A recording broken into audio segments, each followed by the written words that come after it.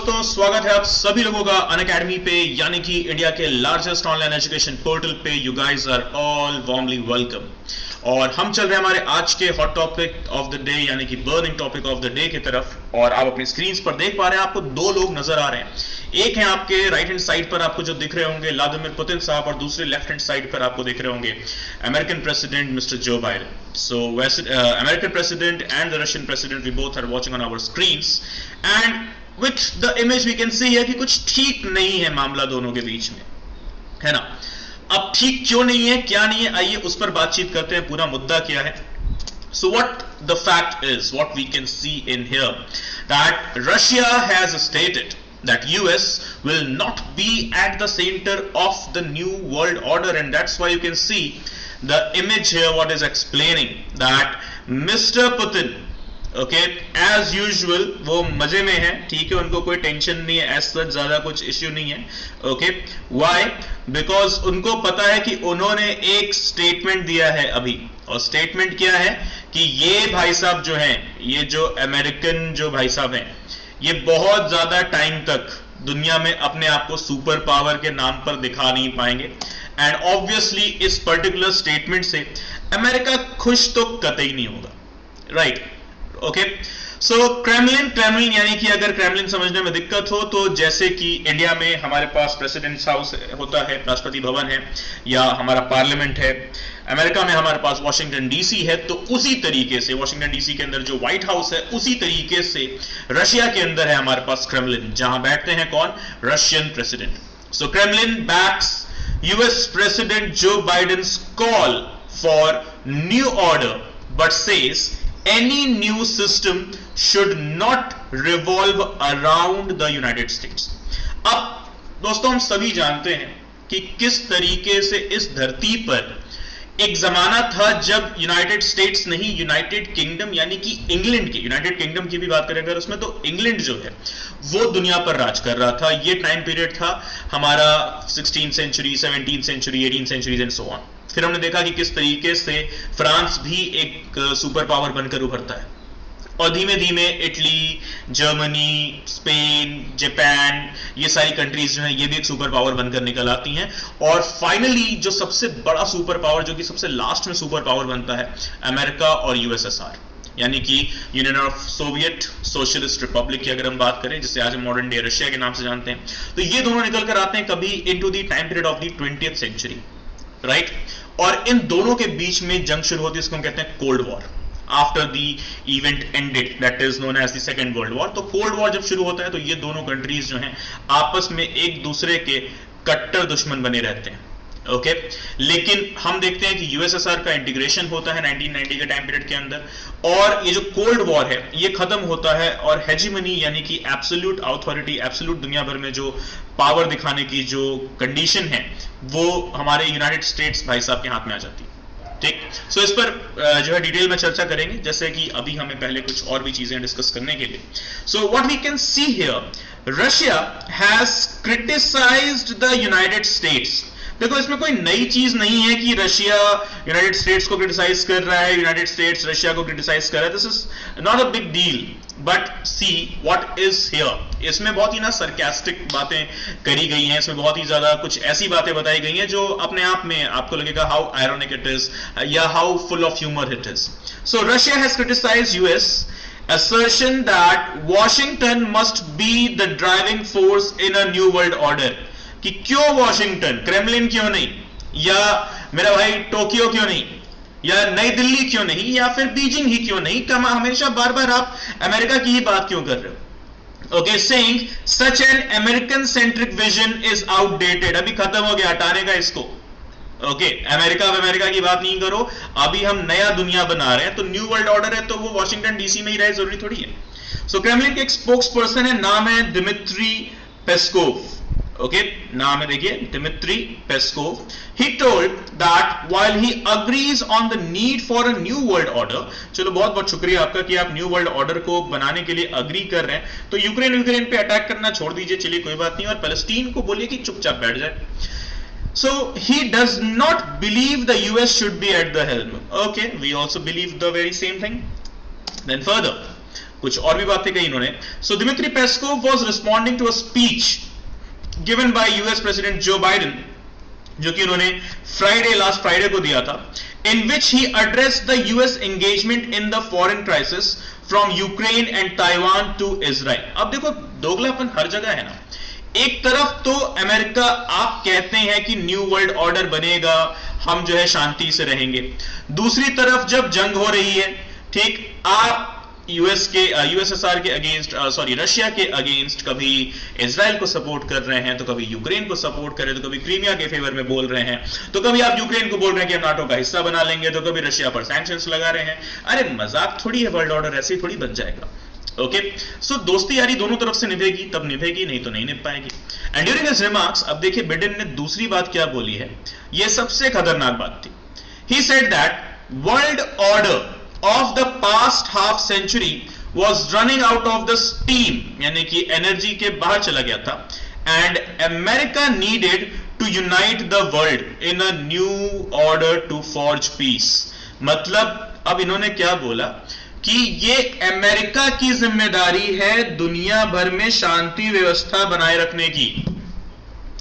ये अमेरिका जिसने अफगानिस्तान में तालिबान को जन्म दिलवाया, ये अमेरिका जिसने मिडिल ईस्ट में आईएसआईएस, लश्कर, अलकायदा जैसे ऑर्गेनाइजेशंस को जो है जन्म दिलवाया, ये अमेरिका जो कि Tigray people liberation front TPLF को बैक विंडोज के थ्रू, बैक चैनल के थ्रू डॉलर्स और आर्म्स एंड एम्युनिशन सप्लाई कर रहा है, यही अमेरिका जो ईटीआईएम जैसी ऑर्गेनाइजेशंस को, ETIM East Turkistan Islamic Movement जैसी ऑर्गेनाइजेशंस को चाइना के खिलाफ जो है भड़काने के लिए पैसे और आर्म्स एंड एम्युनिशन प्रोवाइड करा रहा है. तो अब ये क्या कह रहे हैं कि भाई ऐसा है कि ये हमारी जिम्मेदारी है दुनिया भर में पीस एस्टैब्लिश करने की. वेरी गुड, 100 चूहे खा के बिल्ली चली हज को, यहां पर वही वाली बात हो गई है. ओके, सो अब देखिए इस पर जो है दिमित्री पेस्कोव साहब ने क्या बोला. I think we have a real opportunity to unite the world in a way it hasn't been in a long time and enhance the prospect of the peace. Okay, sorry my bad, ये Biden साहब ने बोला है, Dmitry Peskov साहब ने नहीं, कि हम दुनिया भर में जो है शांति व्यवस्था स्टैब्लिश करेंगे. तो ठीक है, कोई बात नहीं, आप फलस्तीन को बोलिए कि तुम चुप हो जाओ, इजराइल को बोलो तुम चुप हो जाओ, ईरान के ऊपर जो सैंक्शंस लगा रखे हैं वो मत लगाओ, नॉर्थ कोरिया से जाकर बातचीत कर लो कि अरे मेरे भाई किम जोंग, आओ गले मिलते हैं तो अपना हाइड्रोजन बॉम्ब हटाओ, हमारा न्यूक्लियर बॉम्ब हटाते हैं और शांति से रहते हैं.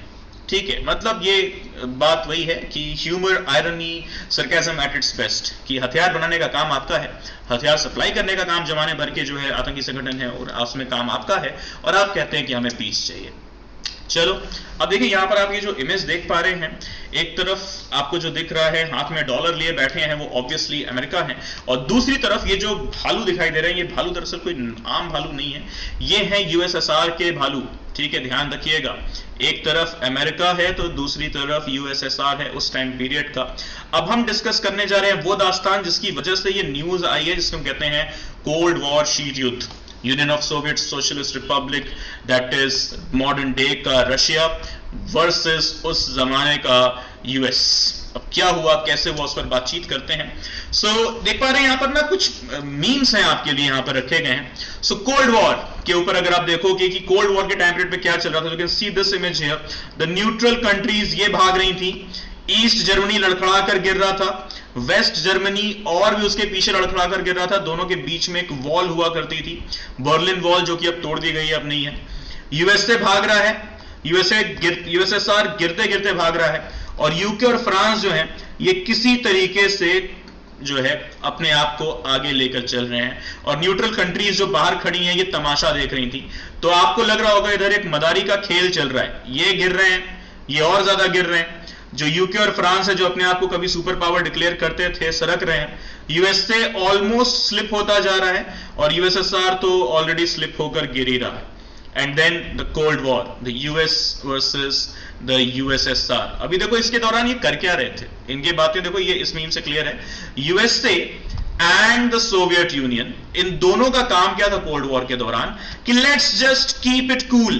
कोल्ड वॉर है ना, तो let's just keep it cool, fridge खोल के छोड़ दो, and just spy on each other, कि एक दूसरे के ऊपर ना बस नजर रखते हैं, लड़ेंगे बढ़ेंगे नहीं, है ना. अब क्यों नहीं लड़ेंगे, अच्छा है नहीं लड़ा, वो तो अच्छी बात है, क्यों नहीं लड़ेंगे वो तो कभी जो है इन्हीं दोनों को गठगरे में बैठाएं तब बताएंगे कि क्यों नहीं लड़े. सो what we have gotten here, 1 out of every 3 selections in UPSC CSC 2022 is from an academy. Wow. सो ये देखिए, आपको अब बस एक बात समझनी है कि अनअकैडमी की इंपॉर्टेंस कितनी है आपकी लाइफ में, कि 333 सिलेक्शन 933 में से अकेले अनअकैडमी देने की बात यहां पर जो आपके सामने रख रहे हैं। सो ऑल इंडिया रैंक 12 से लेके 9 से लेके 4 तक, और ऑल इंडिया रैंक 10 से लेके ऑल इंडिया रैंक 13 तक सब हमने दिया है। और वो कैसे दिया हमने, क्योंकि ये वो स्टूडेंट्स हैं जिन्होंने लिया है अनअकैडमी प्लस सब्सक्रिप्शन। और ये प्लस सब्सक्रिप्शन जो देख पा रहे हैं ये आपके सामने है, जहां पर रिपीटर्स बैच की हम बात करेंगे जो कि 31 अक्टूबर से शुरू हो रहा है। उसके अलावा जो है आप देख पा रहे हो हमारे पास यहां पर आपके लिए है जो है लक्ष्य बैच। अगर आप हिंदी मीडियम से प्रिपेयर कर रहे हैं, अगर आप हिंदी माध्यम से जो है तैयारी करने वाले अभ्यर्थी हैं, तो ध्यान रखिएगा यहां पर आपके पास है लक्ष्य बैच जो कि 31 अक्टूबर से शुरू हो रहा है। तो मेरे प्यारे भाइयों बहनों ध्यान रखिएगा कि आपको ये सब्सक्रिप्शन लेने हैं। अगर जब आप ये सब्सक्रिप्शन लेते हो आपको इसका फायदा क्या हो रहा है, ध्यान रखना कि चाहे आप लक्ष्य बैच ले रहे हो चाहे आप रिपीटर्स बैच ले रहे हो, दोनों ही चीजों में आपको कॉमन बातें मिल रही हैं, बस लैंग्वेज चेंज है, एक इंग्लिश में तो दूसरा हिंदी में है। 24,000 प्लस एमसीक्यूज, प्रीलिम्स और मेंस का test series with evaluation. Crash course आपको मिल जाएगा 2 months before prelims. India's best educators 1:1 आपका जो है मेंटरशिप सेशन चलेगा। लास्ट 2 ईयर के, लास्ट यानी कि 2 years के आपको करंट अफेयर्स मिल रहे हैं। तो पीटी 730 मार्केट में आपको मिलता होगा, पीटी 365 आउटडेटेड है, वो छोड़ दो उसे। 1 साल नहीं, हम 2 साल के करंट अफेयर्स आपको दे रहे हैं। द हिंदू, इंडियन एक्सप्रेस, टीआईबी, योजना, कुरुक्षेत्र और जो दूसरी मैगजीन्स हैं सबका कंसोलिडेशन आपको मिल जाएगा। सो गाइस कुछ नहीं करना है, प्लीज ध्यान रखना 31 अक्टूबर से आपका बैच शुरू हो रहा है। और अगर कोई भी डाउट है तो प्लीज ये रहा आपका helpline number 8585858585। So please go ahead with the subscription immediately. Do not waste even a single second of your life. और ध्यान रखना लक्ष्य बैच हो चाहे हमारा रिपीटर्स बैच हो, प्रोमो कोड आपके लिए कौन सा है। तो आईएएस बनना है तो मेरे प्यारे भाइयों बहनों ध्यान रखना, मैं हमेशा बोलता हूँ, हर सेशन में ये बात बोलता हूँ कि आईएएस वाला फिर आपको कोड भी इस्तेमाल करना है, क्योंकि इसके अलावा कोई ऑप्शन नहीं है आपके पास। Right, so PMIAS is the promo code you guys are going to use, whether you guys are going to enroll yourself in the Lakshya batch or in the repeaters batch. Okay, so इस batch से ये code है, ध्यान रखिएगा, इसका इस्तेमाल करना है आपको। और उसके बाद आपकी जो क्लासेस हैं, रिमेंबर 31 अक्टूबर 31 अक्टूबर से स्टार्ट हो रही हैं। Right up everyone, so please remember foundation batch जो हमारा है वो 20 अक्टूबर से ऑलरेडी स्टार्ट हो चुका है in English medium. Right, so guys, now moving forward, what we have got here, the Cold War in front of our screens, what we can see from March 12, 1947 to December 26, 1991. So what are the events of the Cold War? What actually caused the Cold War? So जो major जो prior जो causes हैं वो क्या है? The US and the USSR, they emerged from the World War II as the superpowers, no doubt in that. और ये power tussle था, ये वर्चस्व की लड़ाई थी। This was the race, the war of supremacy, and both wanted to create a new world order that would protect their own interest. ऐसा नहीं था कि जमाने वालों से बहुत मोहब्बत थी इन्हें, नहीं, ऐसा कुछ भी नहीं था, इनको अपना इंटरेस्ट चाहिए था। And often these two sides would disagree on what that should be, producing conflict. मतलब ये टॉम एंड जेरी बन चुके थे। टॉम कहेगा एक्स, जेरी कहेगा Y. Okay, and then Jerry जब वाई छोड़कर एक्स पे आएगा तो टॉम एक्स छोड़कर वाई पे चला जाएगा। बस इनके बीच की यही जंग थी। सो द कॉजेज और the events of the cold war what we can see in here on our screens is, so इन सब के बारे में भी हम डिस्कस करने वाले हैं। सो पोट्सडैम कॉन्फ्रेंस, तो इधर यूएसएसआर में चल रहा है याल्टा कॉन्फ्रेंस। चर्चिल के स्पीच आई with regard to the iron curtain, तो इधर स्टालिन ने बोला कि we promise to have the free elections in eastern Europe. एक तरफ था मार्शल प्लान, तो दूसरी तरफ आया कमेन फॉर्म। एक तरफ था यूएस की सपोर्ट से बना हुआ ग्रीस गवर्नमेंट, तो दूसरी तरफ आया सोवियत यूनियन की तरफ से बना हुआ चेकोस्लोवाकिया का गवर्नमेंट। ओके, सो चलिए इसमें से कुछ बहुत इंटरेस्टिंग इवेंट्स हैं हमारे पास, जैसे कि आयरन कर्टन, पोट्सडैम कॉन्फ्रेंस और कमेन फॉर्म, इस पर जो है चर्चा करते हैं। So the first thing what we have got in front of our screen is the Potsdam conference. कब हुआ था ये? बर्लिन में हुआ है 1945 में, जिसमें हिस्सा लेने वाले हैं यूएस, यूके, सोवियत यूनियन। और ये लोग क्या डिस्कस कर रहे थे? ये डिस्कस कर रहे थे immediate administration of the defeated Germany. तो सेकेंड वर्ल्ड वॉर में धुलकर तो मारा था जर्मनी को, और अब जर्मनी का एडमिनिस्ट्रेशन कैसे चलेगा ये डिसाइड करेंगे ये कुछ वो लोग जिन्होंने जर्मनी बर्बाद कर रखी थी, जैसा कि मैंने शुरुआत में बोला था कुछ मिनटों पहले, sarcasm at its best.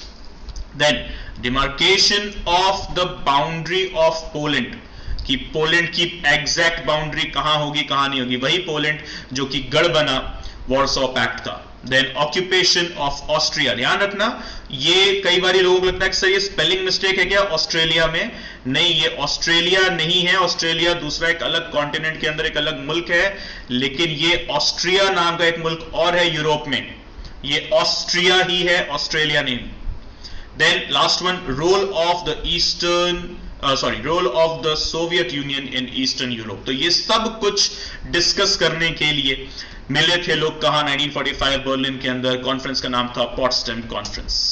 And then further Soviet Union ने इसी कॉन्फ्रेंस के अंदर बोला we wanted some portion of Poland which borders the Soviet Union to be maintained as a buffer zone. Buffer zone मतलब नो मैंस लैंड, लेकिन US और UK ने कहा नहीं, वही वाली बात है टॉम एंड जेरी, यार मान जाते तो शायद कोल्ड वॉर नहीं होता।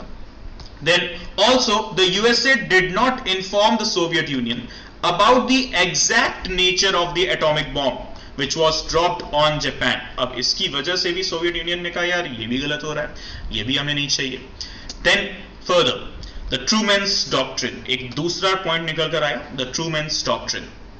अगर आप देखो यहां पर इसकी जो ये वाली लाइन है, historians believe that the announcement of this doctrine marked the official declaration of the Cold War।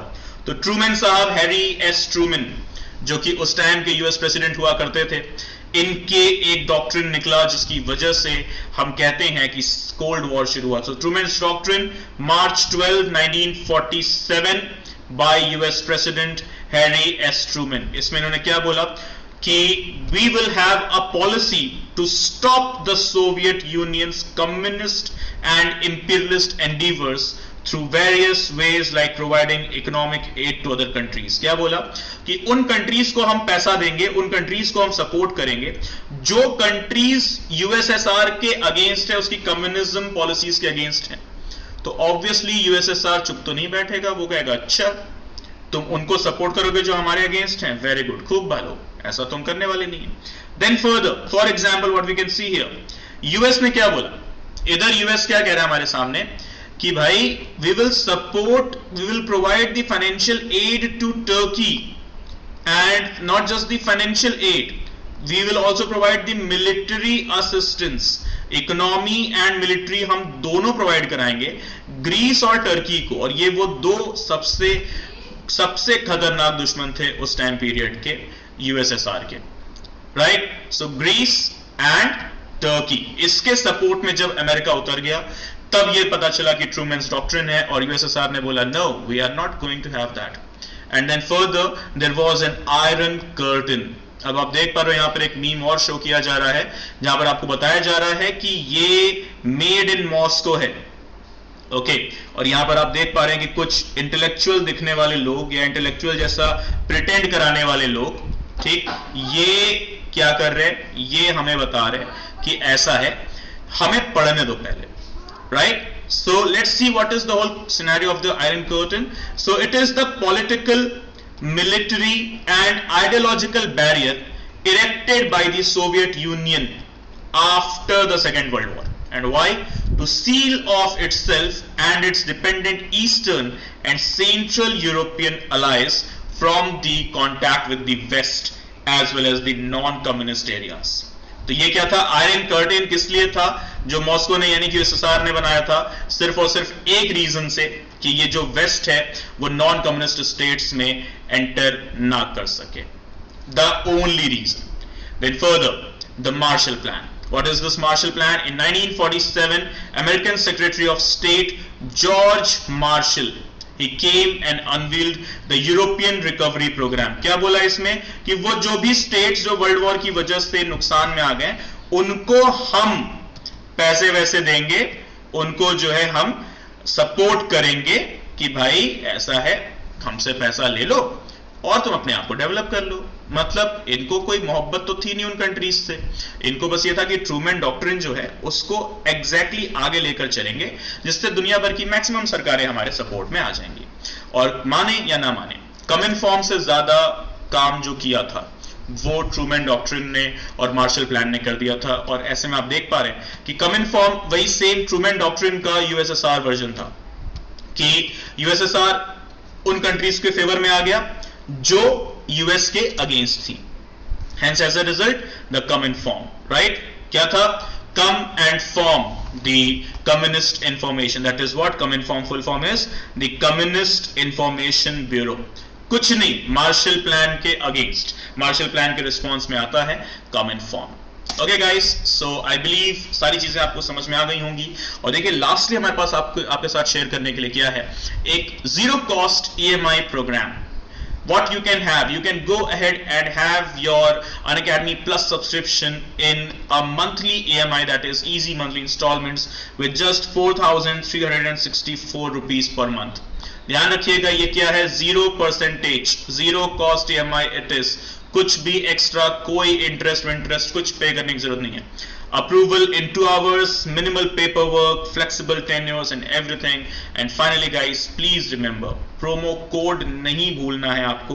Promo code का सबसे ज्यादा नीड है आपके लिए, और ये प्रोमो कोड क्या है आप सब बखूबी जानते हैं। So guys, please note it down. It is once again the very same thing, that is PMIAS.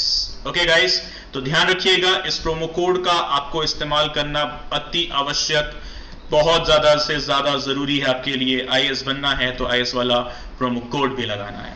Right up. So thank you so much guys. This is it for the session. See you all soon in the very next one. Till then, bye bye. Take care. Study well, and please do not forget to say Jai Hind as always.